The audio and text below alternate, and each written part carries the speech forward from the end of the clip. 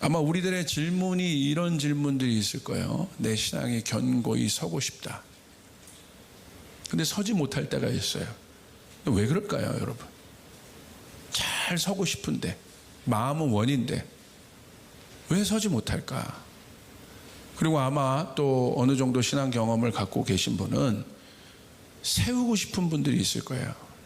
자신의 스몰원들도 세우고 싶고, 자신의 제자들도 세우고 싶고, 내 가정도 세우고 싶고, 내 자녀도 세우고 싶고, 그런데 세우지 못해요. 왜 그럴까? 아주 간단합니다. 그럼 왜 그러냐면요, 말씀이 없어서 그러는 거예요. 말씀만이 우리를 세울 수 있는 거예요. 그래서 시편 1편 1절 2절 우리 한번 오늘 본문 말씀인데 우리 한번 같이 한번 읽겠습니다. 시작. 복 있는 사람은 악인들의 꾀를 따르지 아니하며 죄인들의 길에 서지 아니하며 오만한 자들의 자리에 앉지 아니하고 오직 여호와의 율법을 즐거워하여 그의 율법을 주야로 묵상하는도다. 하나님은 사람을 창조하실 때 복 있는 존재로 창조하셨습니다. 여러분 복 있는 자입니다. 성경은 그렇게 얘기하고 있어요. 우리가 복 있는 자라 얘기하고 있습니다. 반대 개념도 있죠. 저주받은 인생. 여러분 어떤 인생이 좋으세요? 복과 저주. 성경에는 개념 분명해요. 근데 하나님이 우리를 복 있는 존재로 창조하셨습니다. 복의 주체는 하나님이세요. 이 말은 하나님만이 사람에게 복을 줄 수 있는 존재라. 그러므로 복 있는 존재란 하나님과 연합된 존재를 말하는 거예요. 사람은 하나님과 연합된 존재로 이 땅에서 하나님의 대리자의 역할을 감당했어요. 여러분은 하나님이 복의 주체시고, 여러분 하나님과 연합됨으로 말미암아 이 땅을 이롭게 할 수 있고 번성케 하고 충만케 할 수 있는 하나님의 대리자가 여러분이라는 사실이에요. 창세기 1장 22절에 그 말씀이 있죠. 우리 한번 같이 읽습니다. 시작. 하나님이 그들에게 복을 주시며 이르시되 생육하고 번성하여 여러 바닷물에 충만하라 새들도 땅에 번성하라 하시니라. 자, 여기 복이 나와 있어요. 하나님이 그들에게 복을 주셨다는 거예요. 여러분에게, 우리들에게 복을 주셨다는 거예요. 이게 세상의 복은요, 어떤 개념을 갖고 있냐면 내 노력으로 만든다는 거예요. 내가 열심히 노력하면 그 복을 만들 수 있다고 생각하는데 그러지 않아요. 성경적 개념은 무엇입니까? 복은 주어진다는 거예요. 복의 주체자가 있다는 사실입니다. 그래서 우리가 하나님을 믿는 거예요. 그래서 성경에 기록된 이 복의 개념이 뭔지를 우리가 알아야 돼요. 이 복을 원어적으로 뭐라고 하냐면 바라크라고 합니다. 바라크는 어떤 뜻이냐면 무릎을 꿇다라는 거예요. 이게 바라크란 뜻이에요. 바라크. 그리고 송축하다라는 뜻입니다. 바로 이 점이 세상의 복과 다른 개념이에요. 세상의 복은 내가 어떤 것을 얻었을 때 복이 있다고 얘기해요. 필요한 어떤 것이, 복을 주는 주체보다 내가 필요한 어떤 것을 얻었을 때, 와, 저 사람은 복받은 인생이구나, 복을 그리고 스스로도 내가 복받았다고 생각해요. 그래서 굉장히 이 세상의 복의 개념은 현세적 물질적 개념이에요. 물론 하나님께서 우리 가운데 복을 주셔서, 복을 주신 것은 이 땅에 복을 주시기 위해서, 하늘의 복을 갖고 있는 우리들이 이 땅의 복의 통로가 되기 위해서 우리에게 그 복을 주셨어요. 그렇기 때문에 현세적 물질적 이런 부분도 상당히 사실 연관되어 있는 건 맞아요. 이 복의 개념 안에. 그러나 문제는 그것의 주체가 누구냐는 거예요. 내가 만드는 것이 아니라는 거예요. 복을 주시는 분이 있다는 거예요. 그래서 이 바라크는 복의 의미, 바라크라는 것은요, 복의 의미가 물질의 개념이 아니라 복의 주체가 되시는 하나님과의 관계에 초점을 두는 거예요. 그 사람이 복을 누리게 되겠습니다. 자, 여러분에게 물질이 왔습니다. 세상에서도 물질이 복의 개념이죠. 권력이 왔습니다. 성공이죠. 이게 어떤 복의 개념이 할 수 있잖아요. 세상을 볼 때. 그런데 뭐가 다른 겁니까? 이 바라크의 개념을 알고 있는 사람은요, 세상의 물질과 권력과 세상에 말하는 그 복의 개념에 묶이지 않아요. 그것을 다스리는 존재가 된다는. 할렐루야. 그래서 복 자체보다는 복받을 자의 태도와 자세에 대해서 성경은 이야기하고 있습니다. 내가 만들 수 있는 복이 아니라 나라는 존재는 창조주 토기장의 작품이고, 그래서 나는 복받을 자이고 은혜를 입은 자라는 사실을 아는 것입니다.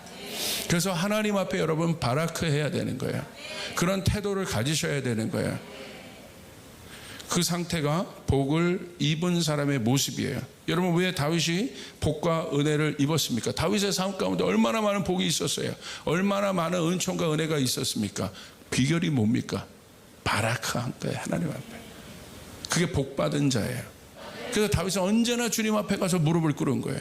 주님 앞에 나간 거예요. 승리할 때도 주님 앞에 나가고, 죄 지을 때도 주님 앞에 나가고, 성공할 때도 주님 앞에 나가고, 실패할 때도 주님 앞에 나가고, 자녀들이 자신을, 여러분 솔로몬 같은 여러분 자신을 기쁘게 하는 자녀가 있을 때도 주님 앞에 나가고, 압살롬처럼 자신을 반역하는 자녀가 있어도 주님 앞에 나가고, 할렐루야.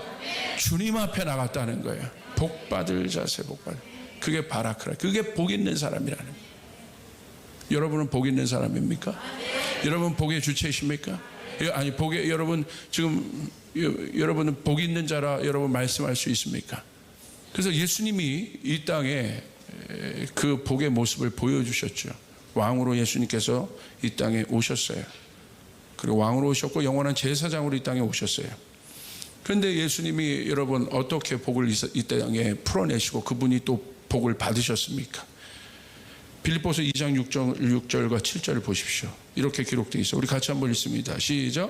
그는 근본 하나님의 본체시나 하나님과 동등됨을 취할 것으로 여기지 아니하시고 오히려 자기를 비워 종의 형체를 가지사 사람들과 같이 되셨고. 여기 나와 있죠? 예수님이 복이십니다. 예수님을 만난 모든 자들이 복을 받았습니다. 복의 주체가 되신 거예요. 복의 대리자가 되고 통로가 되신 거예요. 예수님 앞에 가는 모든 사람이 자유를 입었고, 포로된 자들이 자유케 되었고, 묶인 자들이 자유케 되었고, 죄에서 해방되었고, 치유가 일어났고, 회복이 일어났고, 기적이 일어났고, 채워짐이 일어났습니다. 오늘 그 일들이 일어나길 바랍니다. 그게 복이에요. 그런데 어떻게 그렇게 하셨어요? 예수님, 빌립보서 2장 6절 7절. 이게 바라크예요. 그분은 하나님과 동등됨을 취할 것으로 여기지 아니하셨다. 하나님의 본체시나, 우리도 하나님 형상 닮은 존재들이나 어떤 마음이 있었어요? 동등됨을 취할 거로 여기지 아니하시고 오히려 자기를 비워 종의 형체를 가지사 사람들과 같이 되셨고, 어떻게 해요? 겸손히 무릎 꿇고 계셨다. 그게 예수님의 자세인 거예요. 복받을 사람의 자세인 거예요. 예수님이 오만하지 않으셨어요. 예수님이 교만하지 않으셨어요. 예수님이 거만하지 않으셨어요. 겸손하게 바라크하셨다는 거예요. 무릎 꿇고 계셨다는 거예요. 예수님의 삶을 보십시오. 언제나 하나님 앞에 무릎 꿇는 시간들이 있었어요. 그게 바라크예요. 복받을 사람들이에요. 여러분 정말 복받는 인생이 되고 싶습니까? 서고 싶은 여러분 하나님 앞에 그렇게 흔들리지 않고 서 있는 인생이 되고 싶습니까? 비결이 뭐예요? 무릎 꿇어야 된다는 거예요. 그러니까 어떤 일들이 일어나요? 빌립보서 2장 9절 10절. 와, 가장 강력한 복이죠. 이러므로 하나님이, 이러므로가 뭐예요? 동등됨을 취할 것으로 여기지 아니하시고 바라크하신 그분, 복의 주체가 되신 분을 그분 어떤 일이 일어납니까? 이러므로 그렇게 하신 그분 예수 그리스도, 하나님이 그를 지극히 높여 모든 이름 위에 뛰어난 이름을 주사 하늘에 있는 자들과 땅에 있는 자들과 땅 아래에 있는 자들로 모든 무릎을 예수의 이름에 꿇게 하시고 모든 입으로 예수 그리스도를 주라 신하여 하나님 아버지께 영광을 돌리게 하셨느냐. 할렐루야. 이 사람이 복받으네. 하나님이 예수님을 예수님이 스스로 높여주신 것이 아니라 하나님이 예수님을 높여주신 것이에요. 예수님이 하신 건 무엇입니까? 하나님 앞에 바라크하신 것밖에. 그를 지극히 높여주셨다. 존귀케 하셨다. 시편 1편 보겠습니다. 또 나와 있어요. 시편 1편 1절. 조금 더 급진적인 복의 개념이에요. 우리 같이 한번 읽겠습니다. 시작. 복 있는 사람은 악인들의 꾀를 따르지 아니하며 죄인들의 길에 서지 아니하며 오만한 자들의 자리에 앉지 아니하고. 시편 1편의 복은 아쉐르라고 해요. 아쉐르는 뭐냐면 똑바르다, 똑바로 걸어가다, 트랙을 따라 걸어가다, 경계선을 넘지 않다. 그냥 우리는 복 이렇게 얘기하는데 의미가 있다는 거예요. 잘 들어보세요. 그래서 이 사람은 그런 뜻이죠. 뭔가 경계를 넘지 않고 똑바로 걸어가는 사람이 복이 있는 사람이에요. 곧 하나님의 말씀을 따라 올바로 길을 가는 사람이 복받은 인생이다. 여러분, 구약의 모든 계명이 어떻게 복받은 이 개념이 나와 있습니까? 너희가 내 말씀을 청종하고 순종하고 따르면 너희가 복을 받을 것이다. 그러나 내 말씀을 따르지 않는 너희는 저주를 받을 것이다. 이게 스토리 아니겠습니까? 여러분 믿으시면 아멘 합시다. 하나님의 말씀을 따르면 복을 받게 되어 있다. 성경은 하나님의 말씀을 따라가는 자들이 복받는 사람이라고 되어 있다. 복받는 존재라고 되어 있다. 그래서 이 사람은 시편 1편 1절처럼 여러분 하지 않아야 될 것에 대한 기준을 아는 거예요. 뭘 알아요? 복 있는 사람은 악인들의 꾀를 따르지 아니하고 죄인들의 길에 서지 아니하고 오만한 자리에 앉지 아니하고. 그래서 이 아쉐르하는 자, 하나님의 말씀을 따르는 자, 복 있는 자들은 이제 아는 거예요. 와, 저렇게 가면 망하는구나. 악인들의 꾀를 따르면 안 되겠구나. 죄인들의 길에 서면 안 되겠구나. 오만한 자리에 앉으면 내 인생이 망하는구나. 할렐루야. 이 사람이 복받은 인생이란 말이에요. 모든 유혹을 이길 수 있는 사람이란 말입니다. 마지막 때 승리할 수 있는 사람이란 말입니다. 성경은 이 사람을 복 있는 사람이라고 하고 있는 거예요. 할렐루야. 복 있는 자, 아쉐르 하는 사람. 여러분 믿습니까? 그리고 여러분 악인의 꾀는 뭐예요? 여러분 제일 그리스도인으로 살아갈 때 제일 여러분 어렵게 하는 사람이 뭐예요? 악인의 꾀를 갖고 있는 사람. 맨날 만나면 속이려고 하고 남 등쳐먹으려고 하고 나 누르고 올라가려고 하고 비판하고 갈등하고 죽이려고 하고. 이게 악인의 꾀죠. 이런 사람을 어떻게 이깁니까 우리가? 그리고 죄인의 길, 방법 타협하지 않습니다. 그것이 좋게 보여도 타협하지 않아요. 야, 저렇게 가면 망하는 거야. 왜? 복 있는 자니까. 그리고 오만한 자, 하나님을 대적하는 오만이 교만이거든요. 하나님이 제일 싫어하는 게 교만이에요. 1계명을 어기는 거, 10계명의 1계명을 어기는 게 하나님이 제일 싫어하는 거예요. 그 교만한 자리에, 어떻게 오만한 자리에 앉아 있다는 건 뭐냐면 원어적으로 보면 습관이 되어 있다는 거예요. 그러니까 몸에 그런 것들이 체질화가 되어 있는 이 사람들이. 우리도 여러분 왜 안 바뀌겠습니까? 왜 안 서겠습니까? 악한 영향력의 습관이 우리 가운데 있다는 거예요. 생각 안에 그 습관이 있는 거예요. 앉아 있는 겁니다. 이게 무너져야 합니다. 할렐루야. 그리고 다시 세워져야 돼요. 말씀으로 세워져야 돼요. 새로운 길들이 나와야 됩니다. 왜 무너지겠습니까? 바라크와 아쉐르가, 그런 존재인 우리가 왜 무너지겠습니까? 죄 때문에 무너지는 겁니다. 그 죄의 영향력이 우리의 혼을 장악하고 우리의 생각을 장악하고 우리의 모든 것을 장악하고 있기 때문에.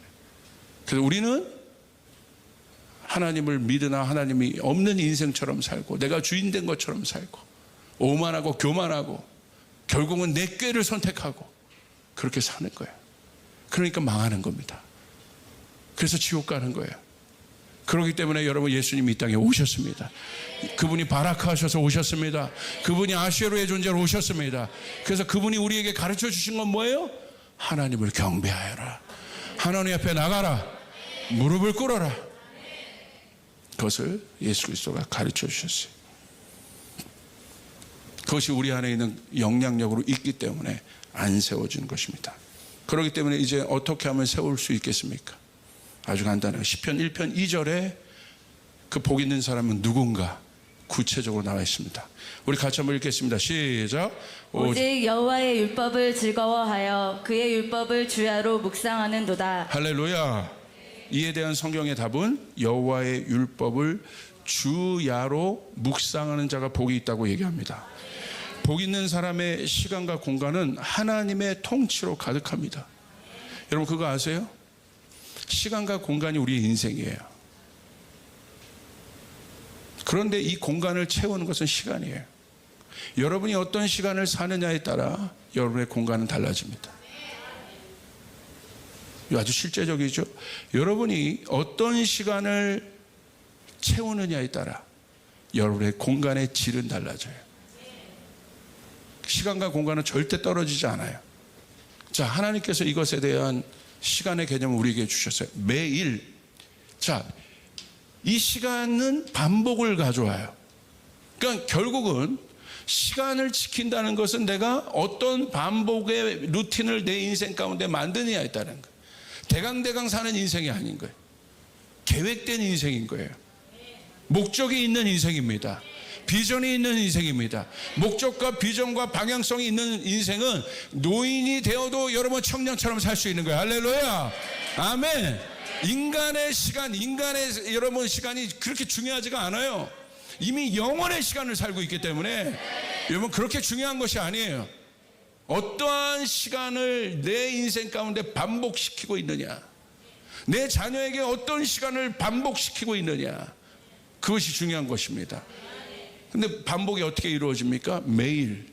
이 매일이 모여서 주가 되고, 주가 모여서 월이 되고, 월이 모여서 계절이 되고, 연이 되는 거예요. 하나님이 그것을 지키며 살 수 있도록, 하나님의 시간을 따라 살도록 하나님이 분명히 우리 가운데 세팅해 주셔요. 어떻게? 그것을 너희는 반복해야 된다. 그게 바로 복 있는 자이다. 바라크하는 자이고 아쉐르하는 자이다. 할렐루야. 뭐라고 되어 있습니까? 매일. 매일은 무엇입니까? 날마다 주야로 여호와의 율법을 묵상하여라.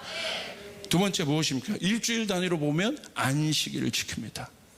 여러분 안식일을 지키시길 바랍니다. 하나님께서 그렇게 세팅하셨어요. 안식일을 지켜라. 이 날은 거룩한 날이다. 하나님 앞에 모여 예배하는 날이다. 안식은 모여 내 시간을 멈추는 날이다. 할렐루야. 그래야 여러분 재창조하는 시간, 여러분 인생을 살 수 있습니다. 왜 내 인생이 피곤하고 어려워지고 여러분 힘듭니까? 고단합니까? 하나님의 시간을 따르지 않기 때문에. 안식일을 지킬 수 있도록 해야 돼요. 할렐루야. 그래야 재창조가 되는 것이에요. 하나님께서 그것을 주시는 거예요. 여러분의 일터에 재창조되는 일들이 일어나게 되는 것이에요. 재생산되는 일들이 일어나게 되는 것입니다. 아멘. 그것이 주의 안식의 개념이에요. 그리고 달과 연의 개념이 있어요. 그건 뭐예요? 절기를 지키는 것입니다. 절기를 지키는 거예요. 그래서 여러분 이것을 볼 수 있는 실제적인 나라가 어디입니까? 이스라엘이에요. 깜짝 놀랐어요. 주야로 여호와를 묵상하고 있는 사람이 많고요. 가서 보니까. 그리고 또 갈 때마다 놀라는 건 안식일 날 가면 깜짝 놀라요. 이스라엘 가보신 분들은 알겠지만 이게 어느 나라에 왔나? 이 안식일이 되면요 차가 다니질 않아요. 어떻게 나라, 교회에서 어떤 행사하는 것이 아니라 나라 전체가 어떻게 그렇게 할 수 있습니까? 그러니까 여러분 이스라엘이 이 세상에서 엄청나게 영향력을 갖는 이유가 정확하게 그렇게 하나님의 시간을 공간 안에 넣기 때문이에요. 할렐루야. 다시 한번 기억하십시오. 매일 주야로 주님을 묵상하는 것, 안식일을 지키는 것, 아멘. 그리고 하나님의 절기를 따라 사는 것, 아멘. 이것이 바로 무너진 삶이 회복되는 거예요. 신명기 6장 5절부터 9절을 보세요.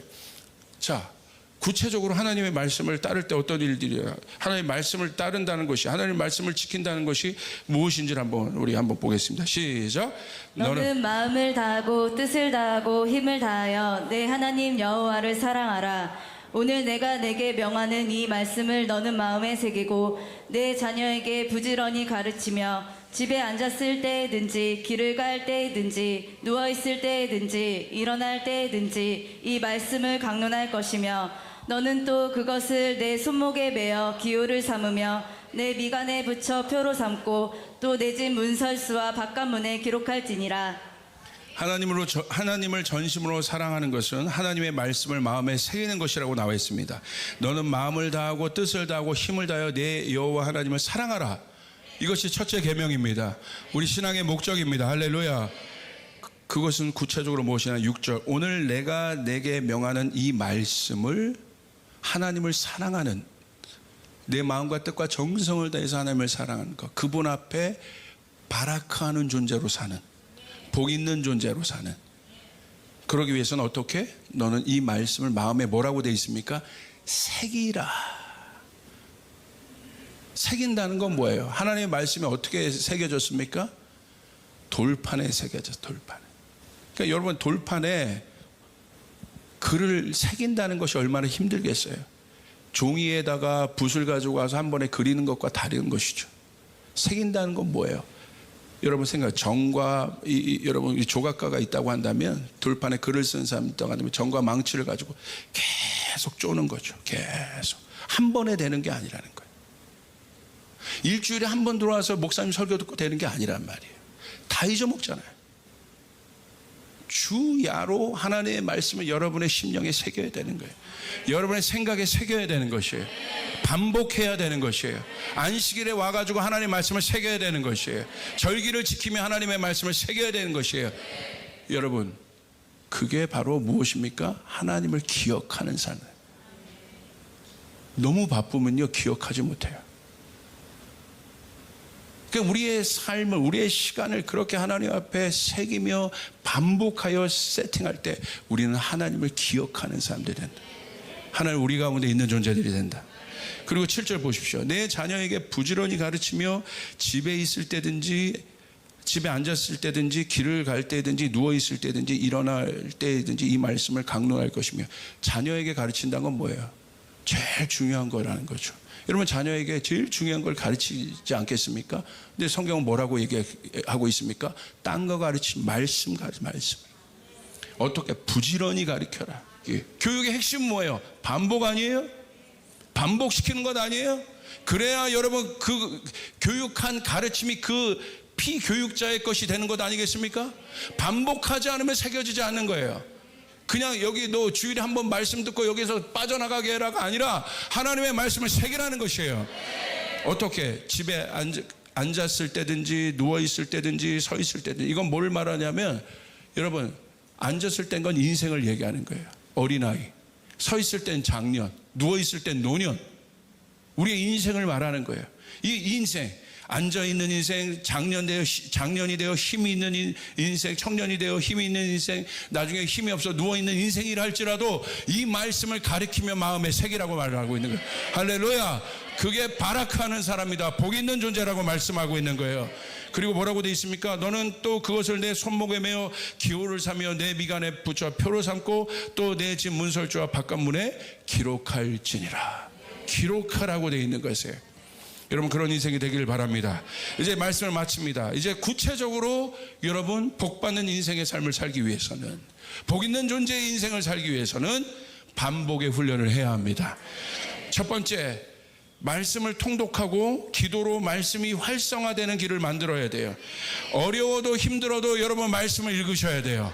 할렐루야. 오늘 내가 오늘 기분이 안 좋아도 말씀을 읽으셔야 돼요. 여러분, 그냥 이건 마땅히 해야 되는 것이에요.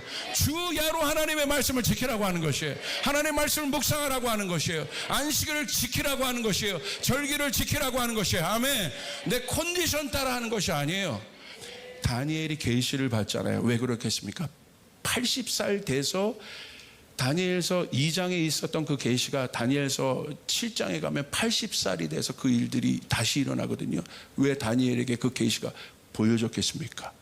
다니엘이 젊었을 때부터 하나님 앞에 깨끗하기로 작정하고 하루 3번 작정해서 하나님 앞에 기도했기 때문에 그것이 쌓여서 어느 순간 랜덤 커넥션이 일어난 거예요. 스피리추얼 커넥션이 일어난 거예요.